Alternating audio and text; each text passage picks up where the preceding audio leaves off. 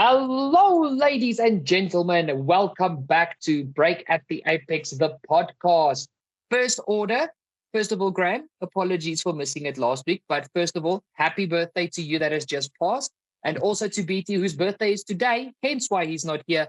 Happy birthday to BT as well. Guys, make sure to drop a happy birthday in the comments down below. How are you doing, Graham? Great, I'm great. Thank you very much, and thanks for the wishes. It's probably not necessary, but it only means that I'm getting older, which is not entirely exciting to me, if I'm really honest. But I'm doing Oh, good. Thank you for asking. How are you? I'm good, bud. And trust me, I understand the thing. I mean, I know I'm younger than you, but I had a fit with just turning 25 this year. I'm halfway to 50. Not liking that. Mate, well, I mean, I've got a year to go, and then I'm in between 30 and 40 in the middle, which is pretty rough. If you think about 5 years until you're 40 is quite a hectic age to be. Yeah, well, you still look like a spring chicken, so keep the momentum up and Ah, please teach me in thanks. the future.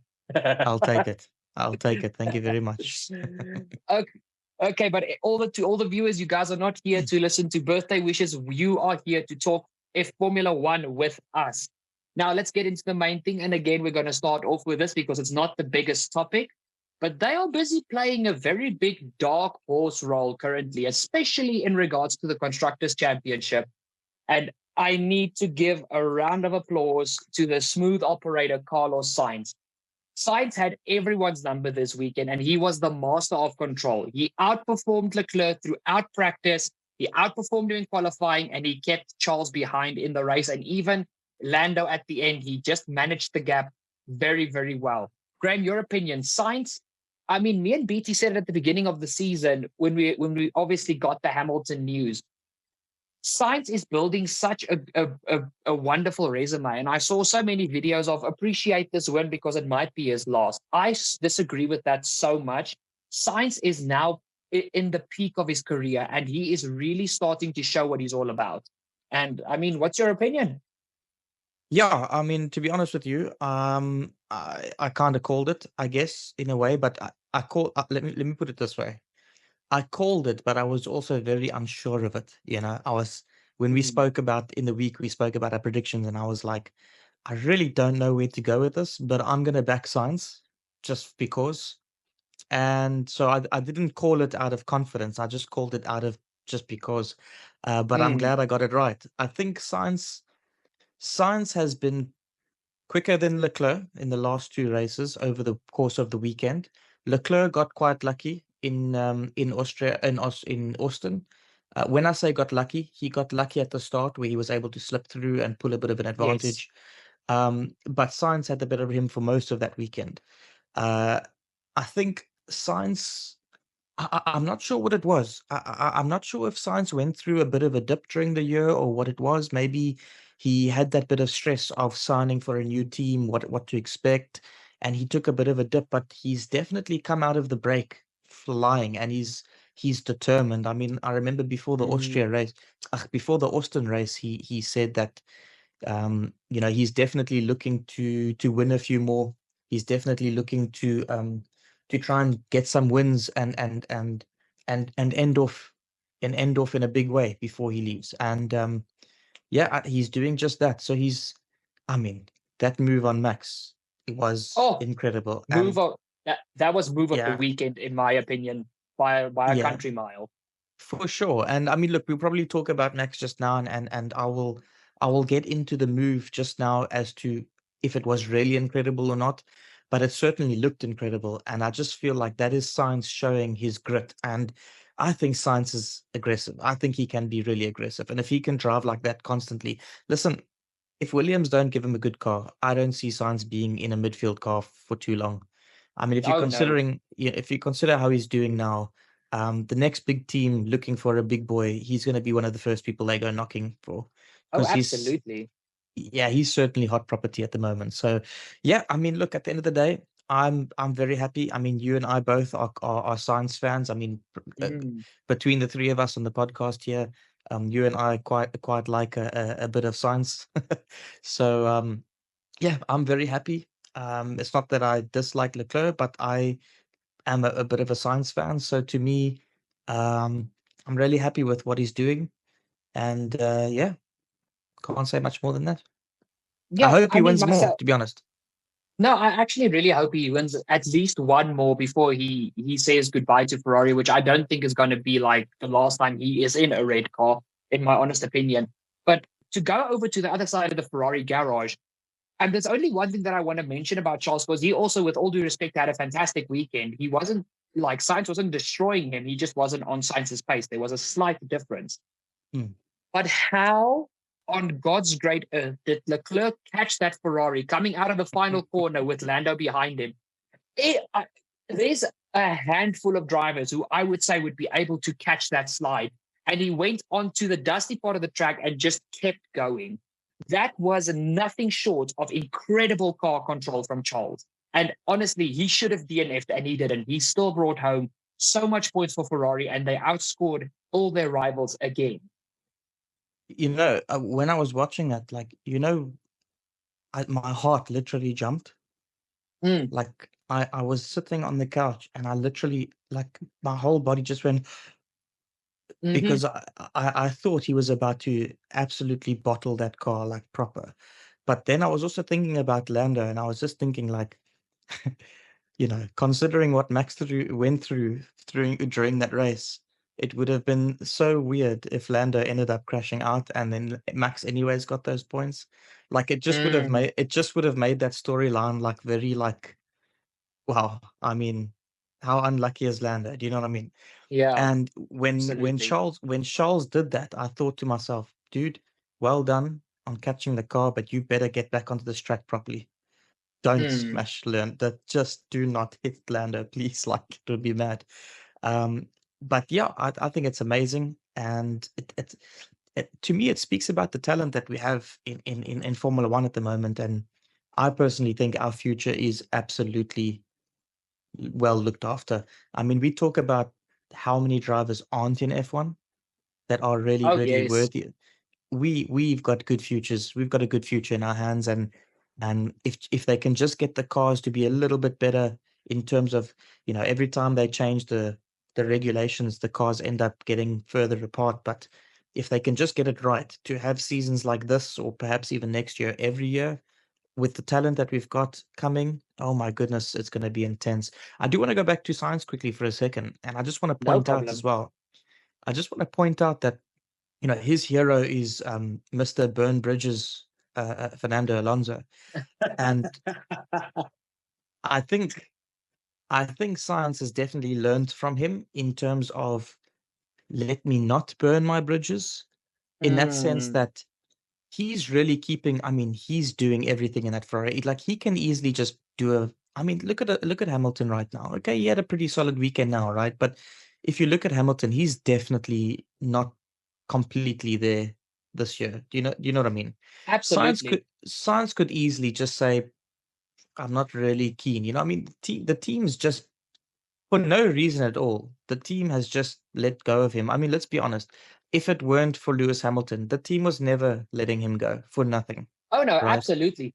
Sainz So has he been could. such a good second driver. Like he is, even with all due respect to I Valtteri Bottas, mean, he's a better second driver than Bottas.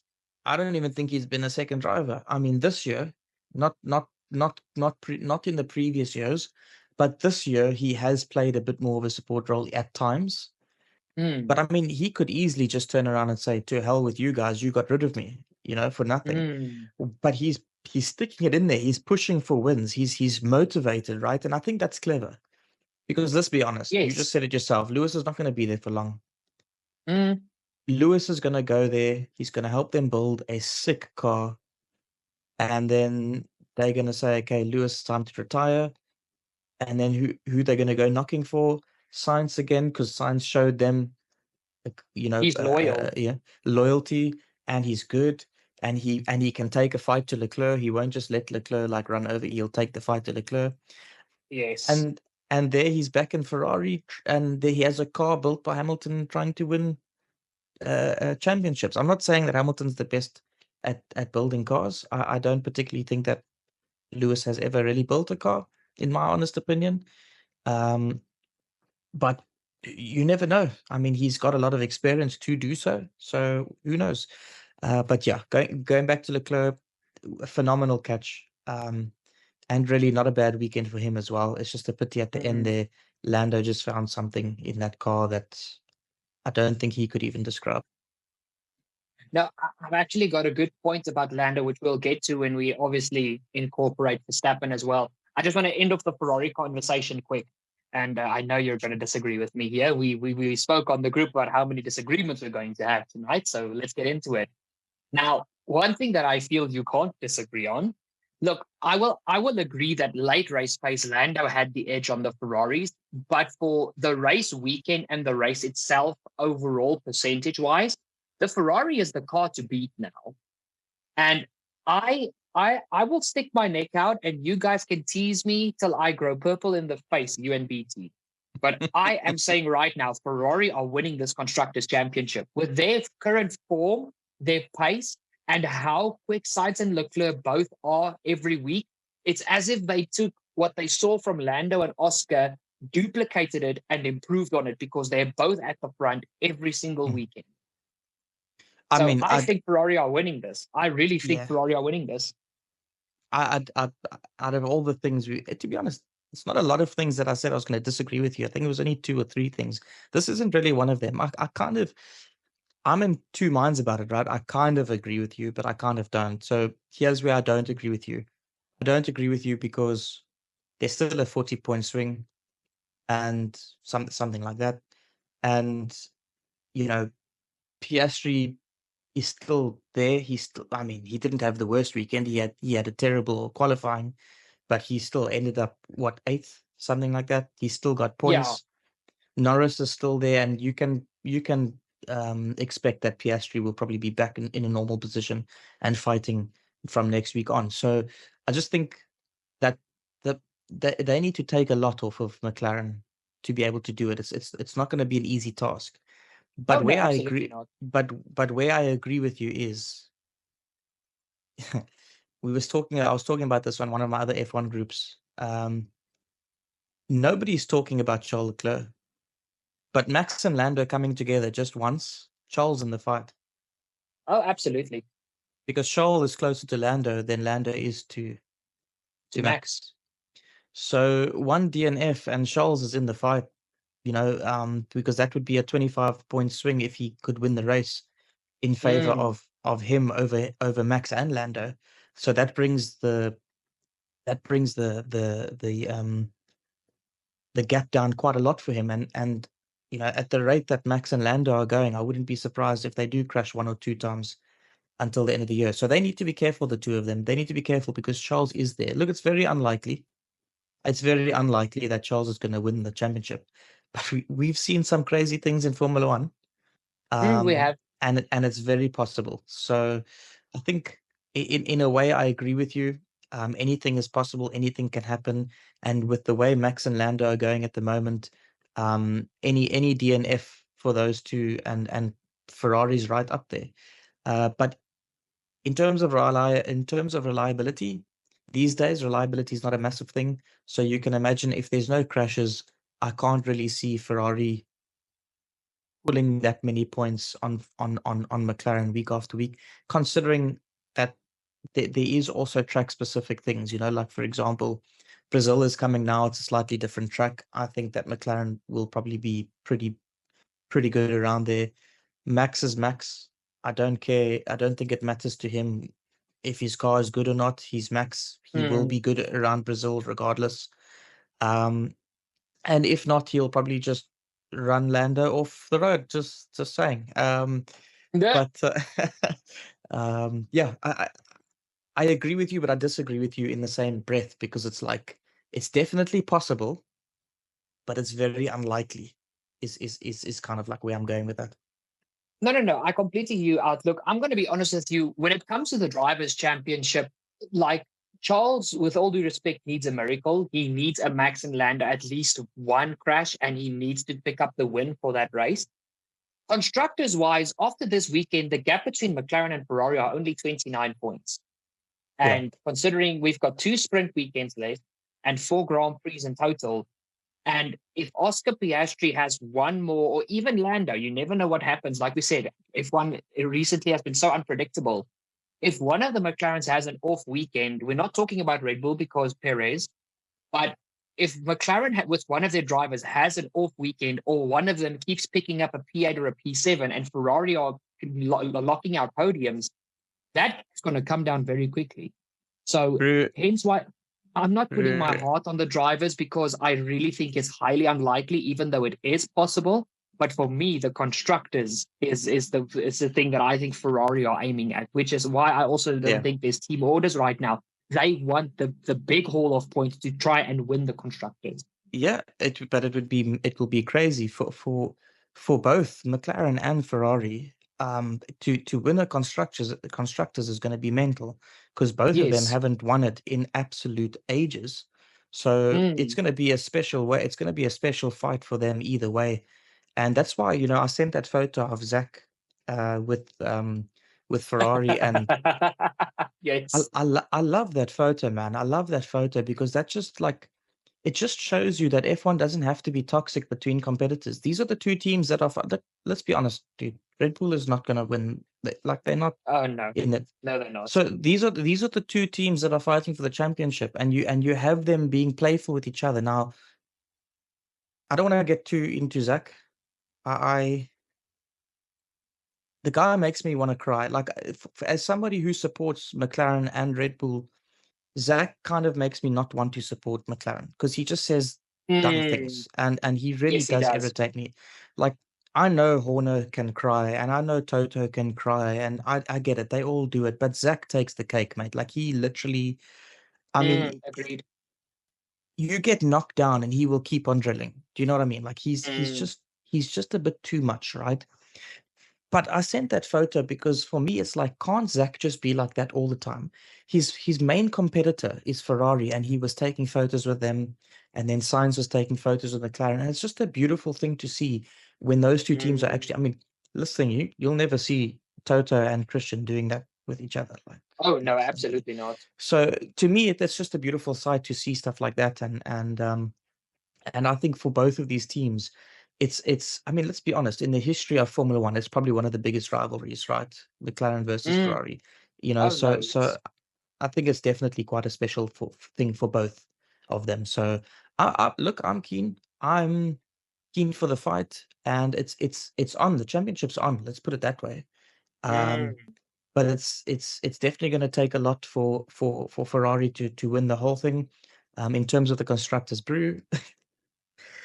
If Leclerc has to win the constructors, the drivers, oh my goodness, it would be the most unreal season-winning championship that you will ever see in our lifetime. Mm. Genuinely, in fact, And even Lando winning is going to be pretty intense. Like even if yeah, Lando had to it win will. it, I mean Max winning as well is actually like quite the achievement if you consider what he's had to go through this year with his car and so on. But still, man, it's a different type of thing. But in any case, yeah. Yeah. Well, to give an example of how crazy it would be if Leclerc pulls a miracle and wins the drivers' championship, you and BT will loud and clearly hear me all the way down in Cape Town. And for those of you guys that don't know, the distance between myself and them is about around 1,600 kilometers, which is 1,000 miles for our American viewers. Just to give you an idea, I would absolutely go batshit crazy. But let's move on because we've been talking about Ferrari a lot. So let's get into the disagreement part of the podcast. Here it comes, Graham. Did Verstappen deserve 20 seconds? And I will explain after you explain your part. But in my opinion, yes, he did. Go. There's two questions here. Did he deserve both penalties? Yes, he did. Did he deserve 20 seconds? I don't know so much. I think for turn 4, 10 seconds is a bit harsh. If you consider what happened in Austria, not to mention the fact, if you look at Russell in Austria, Austria, I keep saying Austria, in Just go Austin. with Kota. Just say Yeah, Kota. That's Kota. going to stop So confusing you. if you recall Max in Kota, if you recall Russell in Kota and Piastri in Kota, they all did pretty much the same thing, right? And the situation is slightly different, right? They were side by side. There's mitigating factors to this. They were side by side. It's not like Max was behind him. They were side by side. So the rule states if you're side by side, you've got to give space. He Yes. did try. He did try to give space. He did try to turn in. You can see as soon as he got on, he did try to turn in, but it was still a misjudgment, right? But I mean, the mitigating factor there is that it definitely was a misjudgment. It was him defending. It's not like he was being erratic. He was defending. That was a genuine defensive maneuver. Turn 8, however, that's a bit erratic. That was when I was like, okay, Max, settle down now. You know, that is when I go Jeddah 2021 vibes. Like, Max, I know what you're doing. Calm down. Yeah. And you know, people dislike Max for certain things, but what people don't realize is all the greats did this. Schumacher did this. Senna did this, and it's not a case of being erratic. It's a case of I'm gonna do what I have to win. Max is a genius. He knows exactly what he's doing, and like people can say it however they like. He knows exactly what he's doing. All Mm. he is doing is Lando must not win. That's it. That is it. He doesn't need to beat Lando. He doesn't Mm. need to finish in front of Lando all the time.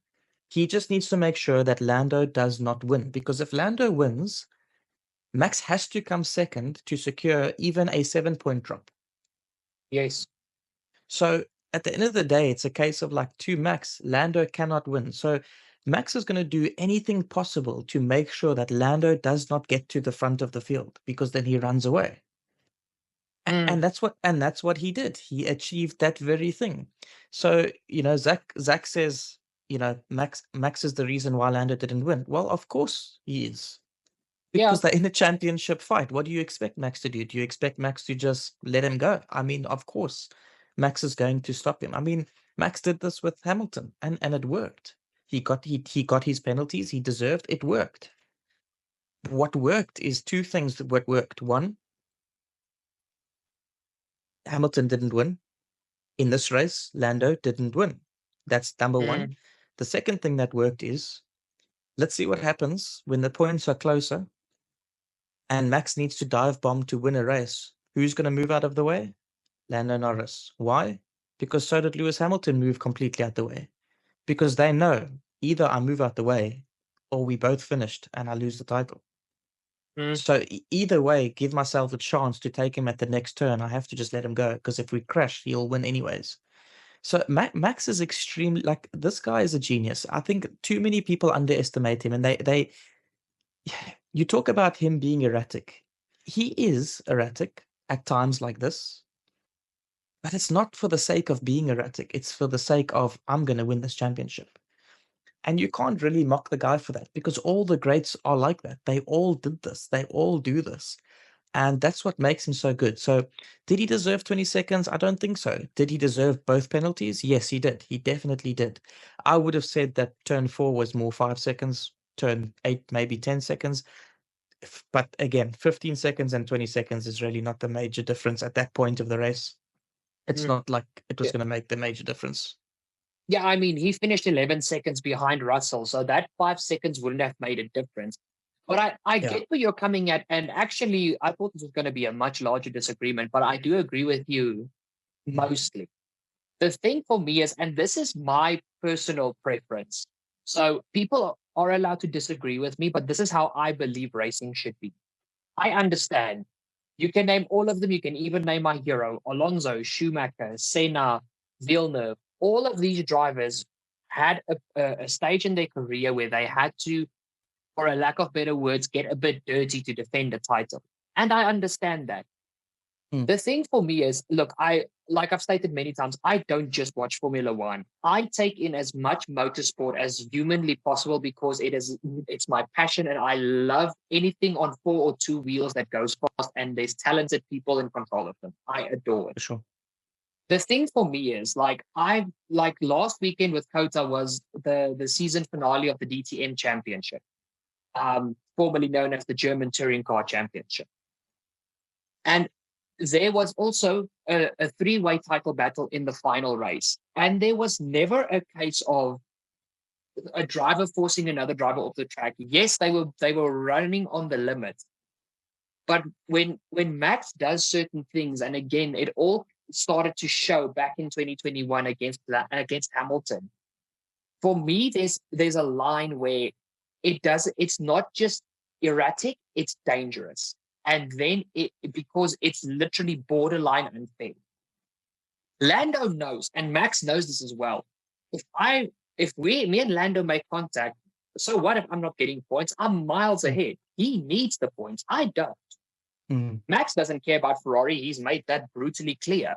Red Bull have made peace with the fact that they're not winning the constructors. They're focusing on Max's drivers' championship. And the thing for me is just, I understand Max is going to go to every single extent to defend his championship. And I understand it. But there are certain limits to where it's clean and hard but fair racing. And Max is exceeding the fair level of it. Because turn 4, I agree with you, 10 seconds was very, very harsh. It really was just a 5-second penalty. But turn 8, he did not care what happened in that situation. If Lando stuck alongside, they were hitting the barrier. And how that S section is structured, the way they go into turn 8, there's a barrier literally moving this way. It's like a frontal impact. That's borderline dangerous. And that is the reason why I don't like Max's defense when it comes to championship status. I totally agree with all the people that say Max is an absolute genius. He is.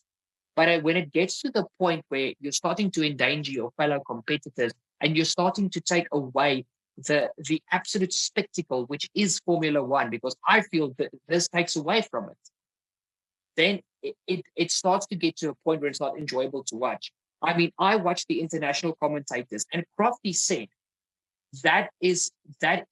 I'm not quoting him directly, but it came down to the point of that was a pathetic show of sportsmanship. And he's right. He is correct. I don't care how anyone looks at it. And again, I have the world's respect for Max Verstappen. People think because I'm not a Max fan, I don't respect him. I do. But there has to be a limit. And the FIA have called a massive restructuring of overtaking rules in Qatar before we even get to 2025, because even they are starting to realize this is getting out of hand. This is not what Formula One is about. This is not what motorsport is about. And if you are representing the pinnacle of motorsport, but there's instances like this that can be classified as childish behavior on track, that's not how you represent something as spectacular as Formula One. But I will reiterate. 20 seconds was too much. The second one, definitely 10 seconds. But the turn 4 incident, I honestly feel it was borderline again, like back in Kota. And there was a sense where Max maybe shouldn't even have gotten a penalty, but 5 seconds for me was eligible. Yeah, look, I think when we talk about racing, we want good, fair racing. We want them to give each other space. We want to enjoy the overtakes that are proper overtakes, and that I agree. Even as a Max fan, I agree. Like, but yeah, I won't call it childish. I won't call it childish. I won't call it completely erratic either. I think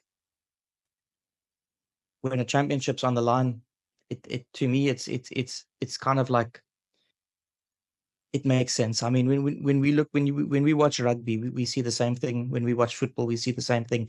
As soon as teams start feeling like they're slipping away, they start causing fights. They start getting aggressive, and it happens in all sports when there's a lot of high energy or high adrenaline, and you can feel like something is slipping away. At the end of the day, these are competitors, and I think we also shouldn't paint a picture of Max and who Max is outside of the car. He's one of the coolest guys in the world. I mean, this has been said by almost everybody in the paddock. Everybody in the paddock, including friends of people in the paddock that have come out and said, like, Max is one of the coolest guys in the world. Outside of the car, he's just one of the coolest, quirkiest guy. I think he's hilarious. I laughed. This guy he's just so chill. Like, he couldn't care less about anything really. But in the car, he's just an absolute lion, and he is not going to take a loss. And that to me is not a bad thing. Yes, it takes away from the racing spectacle, that I agree with. But I wouldn't call it childish. I think it's just a competitive person doing what he needs to do to win. And I completely get it, because that's Formula One. It's what we've seen over the years in the Schumacher era and the Senna era. We've seen stuff like this. And yes, it's not always fun, but it's also like, especially as a fan, like, it kind of gives you that sense of pride. Like, I know my boy will go all the way to win. And Mm, it's one of those things. Like, maybe if it was Leclerc doing it to Max, maybe I'd also be in that seat of, no, it's not happy, it's not good, we shouldn't do this.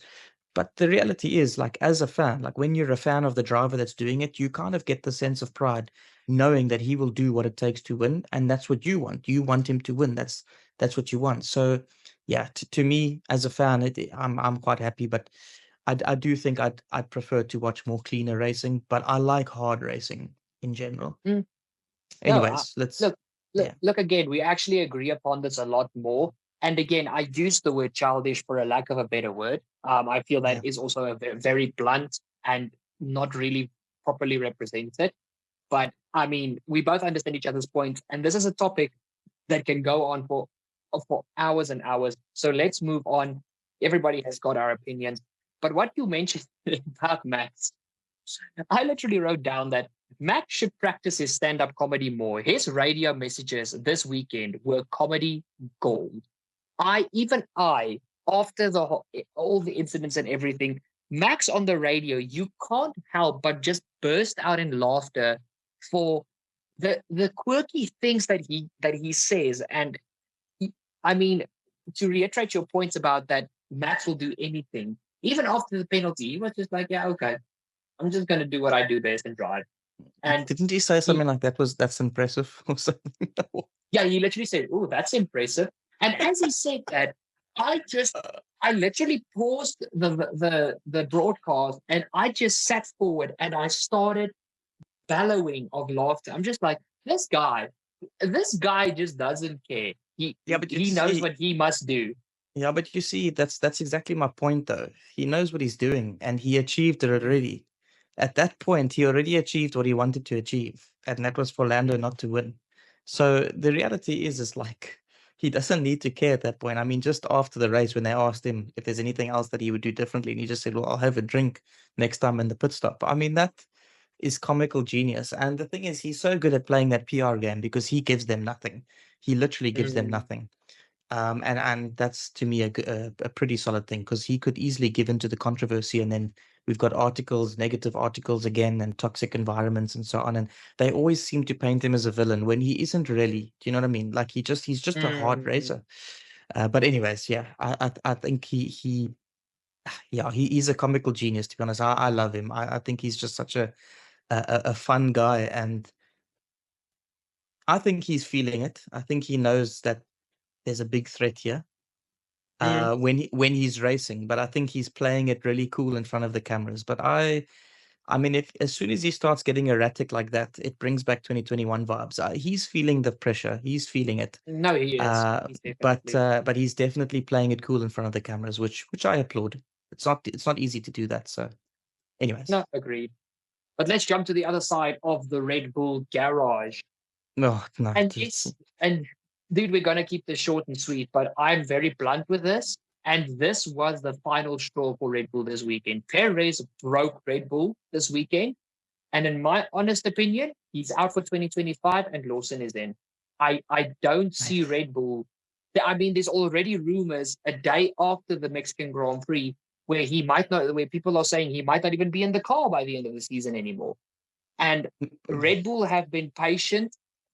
They've been trying to play the PR game, but this weekend broke them because the whole thing why they kept him was revealed post summer break that because he's Mexican, they wanted a Mexican driver in the car, and also a lot of sponsorship deals and everything. There was a big article about it, Mm. and on the weekend that they kept him for, he finished last of the remaining cars. Yeah, I'm not gonna lie. I'm gonna say it again, and I've said it so many times before. And we've we've had a viewer that's followed us. He was a Mexican viewer, a Checo fan, and eventually we had to start getting honest about him, about Checo, and we kind of lost some viewers because of this. But the reality is, guys, he's just useless at this point, and we need to be honest about it. You have to be honest Mm, about it. If you're a Checo fan and you can't sit and say, okay, he's absolutely bottled this entire season, then you are blind. You are a blind follower, and that's just not right, because genuinely the guy's useless. Like, honestly, one of the things I disagreed with is you had we can segue from here, because I mm, don't have anything more to say about Perez, honestly. But one of the things you wrote on your notes for this podcast, which I definitely disagree with, is you expected better from Lawson. And I'm looking at the situation and I'm thinking, like, what is Perez doing? Like, I don't understand, what is Perez doing? Because Lawson gave him some space, and then he got pushed off, and then he tried to get back at him. He did get back at him, but Perez was like, I mean, again, what is Perez trying? Like, what is he expecting? Does he expect that Lawson must just get out the way? Like, Lawson was doing quite a good job. He was doing a really good job. He had a really good package under him. And quite honestly, he's entitled to fight for that position. I- mm, it's not like he was not fight. It's not like, I mean, you know, Lando or Max is behind you. Your name is Lawson. You think, okay, well, let them go. They're not fighting. But, like, let's be honest, with the way things have been going with Perez, you kind of think you can battle it out with Perez. You know what I mean? Like, it's a mm, different ball game. So to me, I don't blame Lawson at all. And this is not coming from, like, yeah, I've obviously noted that I'm a fanboy. I love Lawson, but to me, it's pretty simple. Lawson did give him the room, but he was just persistent. Perez was just too persistent, and to be honest, yeah, just kind of ruined it. I got really upset when I was watching it, because it really took Lawson's stride out for a bit, and he lost a bit of momentum. And then Colapinto smacked his wing off, which I don't want to say that Colapinto should have gotten a penalty for that. It was definitely a racing incident, but I definitely think that it was Colapinto's fault in that it was not necessary. Uh, mm. but but I mean, it happened, man. But I mean, Lawson was having a solid race up until that point. I really feel bad for him that he dropped all the way to the back, because he was doing such a phenomenal job, really. Okay, I no disrespect, but I can see you're misunderstanding what I meant with I expected more from Lawson. I'm not referencing the incident or any of the very talented finger marks that he showed towards Sergio Perez on repassing him. What I'm referencing is That guy almost jumped out of the car to do that. mhm, what I'm referencing more towards is obviously since Lawson has come back, it's been very apparent that he's putting a lot of pressure on himself, but he's actually managing to exceed not just his own expectations, but the expectations of the team and the grid rivals around him. The thing for me is, besides the Perez battle, yes, he had a good package underneath him, but Lawson, he didn't seem consistent. And that's the thing for me. If you take last week at Kota, Lawson was probably on the consistency level of the two Ferraris at the front. And then this weekend, and yes, I understand battling has an effect on it. You have to do more. But last week he came from 19th to 9th. It was the same exact scenario. And in that regard, that is why I expected more from him. The Perez incident for me is fully on Perez, in my opinion.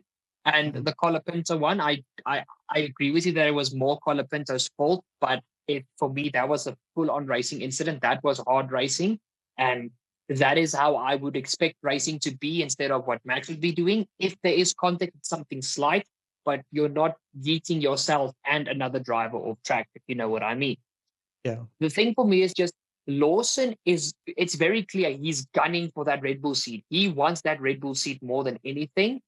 And it felt this weekend like at certain stages, even battling other drivers, his moves and the way he drove became a bit desperate. And that is why he wasn't consistent. He lost momentum on a multiple occasions. Lawson's himself, like nothing to do with the Perez incident or what prohibited him with Colapinto as well. He just what the Lawson that I saw in Austin and the Lawson that I saw in Mexico for me wasn't the same Lawson. That's why I said I expected more from him. But again, we still need to remember also he is technically still a rookie. And to do what he is doing as a rookie is still a phenomenal job. I just expected more because besides the way he has been hyped up, he's performed in accordance to the hype. And that is the Yeah. only reason why I said I was a bit disappointed in how things turned out, but also I understand that not everything was his fault, obviously. But Yeah, now, to be honest, I don't see what you see. To be honest, I thought he had a phenomenal weekend. To be honest, probably better than Kota.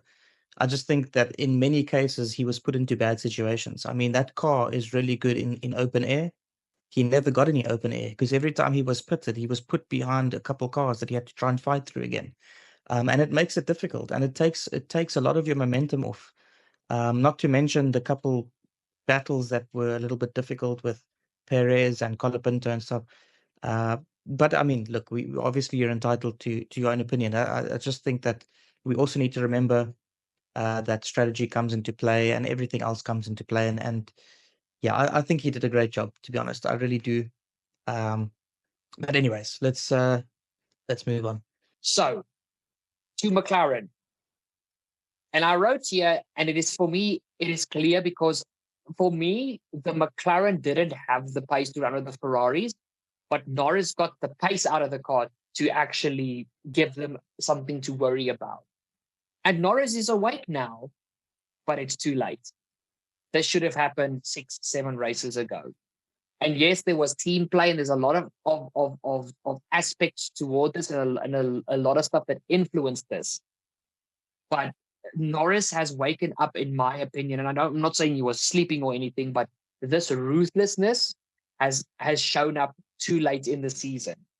And now where Max has got a grip, basically a throat grip on him, he's put himself in a near impossible position. And just like Leclerc, Lando kind of needs a miracle to win this championship. And that is why I'm saying it's too late. Your opinion, Graham? Yeah, it's tough. I mean, I said last week that I don't think particularly like when you said that the championship was over, I said I'm not really sold on that yet. I think there's a lot that can still happen, especially with the two of them uh being so hectic aggressive towards each other. I definitely think that there's going to be a crash at some point and it's going to favor one and maybe not favor the other. Who knows? But at the end of the day, I think the championship is definitely still wide open. And if Norris just does his best, his utmost best, something's going to happen in his favor. Perhaps not. I do, however, think the aggressiveness should have come a lot earlier. Um, but at the same time, you also can't blame him. It's his first championship battle. He's going up against a 3-time world champion who's arguably one of the greatest champions in the sport because of how ruthless he is and how aggressive he is and how his mentality is just miles ahead of the rest. And I don't mean that as a fanboy. Like, I'm not saying that as like oh, I think Max is the greatest thing since sliced bread. It's just that's the reality. He's going up that is the against reality. he's going up against the guy that other champions refer to as probably one of the best ever, like in that sense. So it's not easy. It's not easy. So I give Lando the benefit of the doubt, to be honest. And I personally don't get the Lando hate. A lot of people give him unnecessary hate. I don't get it. I Like agree with you on that. like It's so unnecessary. yeah, it's just like yes, he's going to whine, he's going to cry about penalties, but so did Max, so did Lewis, so did every other guy who wants to win a championship. So I don't get.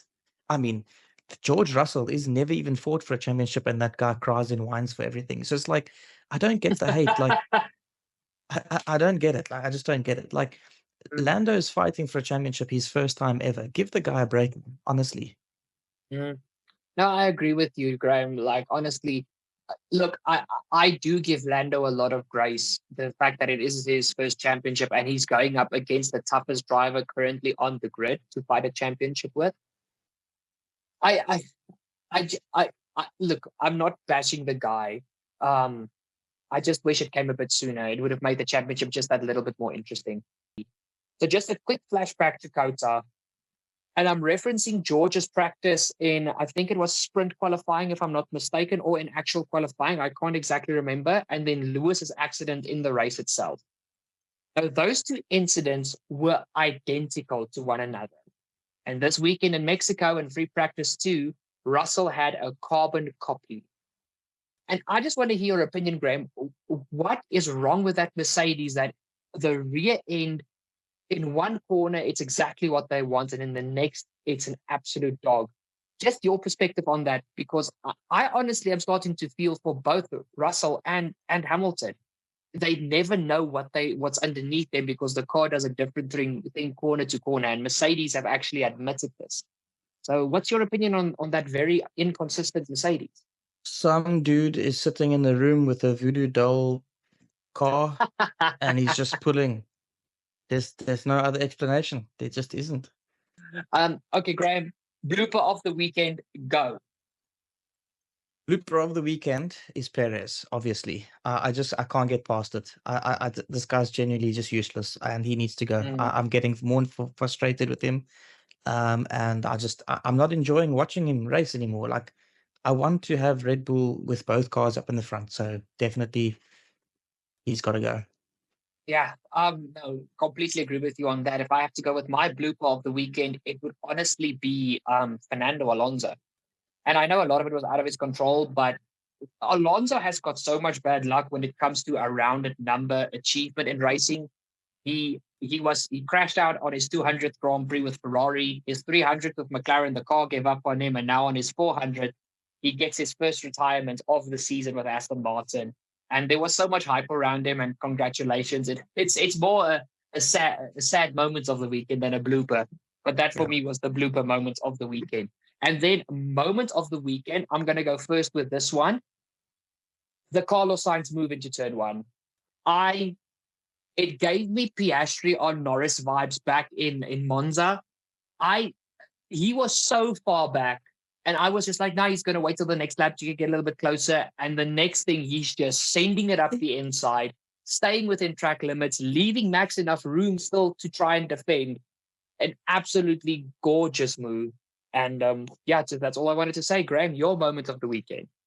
Yeah, so mine was obviously going to be the same, but just to be something different, I'll give my moment of the weekend to not even the moment of the weekend. I'll just give the weekend to the Haas boys. I just think Haas did a phenomenal job and really well done to them. So if I've got to pick a moment other than the Sainz moment, I would say Max in the pen telling Lawrence Beretta next time you'll have a drink in the pit stop. That was a good moment to me. I enjoyed that. Agreed. And then, guys, before we say goodbye, Graham, your race rating for the Mexican Grand Prix. I'm going to give it a 6.5. I think it was really solid the first 10 laps. After that, kind of got a bit stale. And I enjoyed the strategy side of things. I enjoyed, the race as a whole. But it wasn't like it was the most exciting race. You know what I mean? For me, the race was a solid 6. I can't give it more than that. Besides the amazing feeling of Sainz winning and the battle between Charles and Lando, I actually enjoyed the battle between Lewis and George, and also just Piastri coming from behind, the drama with Lawson, around Lawson the whole weekend. It was still a fun race to watch. But I think this weekend in Brazil coming up, we're going to have a little bit of chaos, and it's going to be brilliant, and I can't wait for it. Yeah, I agree 100%. I'm quite keen. And I mean, I love Brazil, to be honest. I can't wait. It's always a good race, so I can't wait. I'm quite excited. No, agreed. But ladies and gentlemen, thank you so much for watching. Thank you so much for staying till the end. Remember to drop a like down below on the podcast. Make sure to go talk to us in the comments down below. We would love to hear your opinions on a lot of these topics. And if you've made it this far and you've not yet subscribed, what are you doing? Wow, that caught me off guard. Oh my word. Make sure to hit the subscribe down below and don't forget to ding that bell. Graham, your final thoughts while I gather myself. Um,